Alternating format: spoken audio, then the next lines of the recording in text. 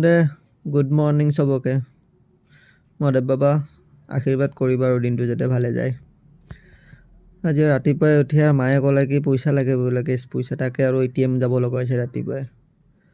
তাকে আগত ATM যাওঁ, অৰ্ধাংগিনীকো কৈ থৈ দিছোঁ তুমি ৰাস্তাতে ৰখি থাকিবা, মই আহি চিধা তোমাক হেণ্ড অভাৰ কৰিম পইচাটো, তুমি মাইক দি দিলে হ'ল। এয়া আহিলোঁ বেংক অফ ইণ্ডিয়া ATM, পইচাটো ওলালোঁ বজাৰ কৰিবৰ কাৰণে 15 লাখ।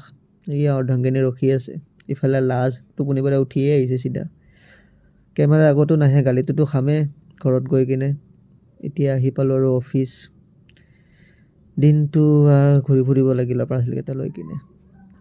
আজি বতৰটো ধুনীয়া, ৰ'দ ওলাইছে বাৰু।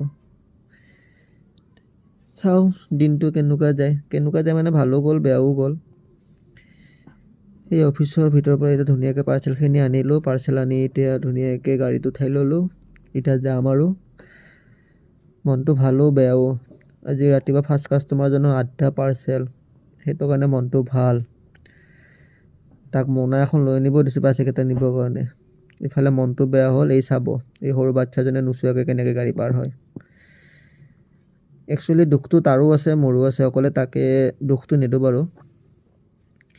সিও চাব লাগে দুইফালে ৰাস্তা পাৰ হ'লে, বা ময়ো হৰণটো মাৰিব লাগিছিল। মোবাইলটো থকা দেখি হৰণ মাৰিব নোৱাৰিলোঁ।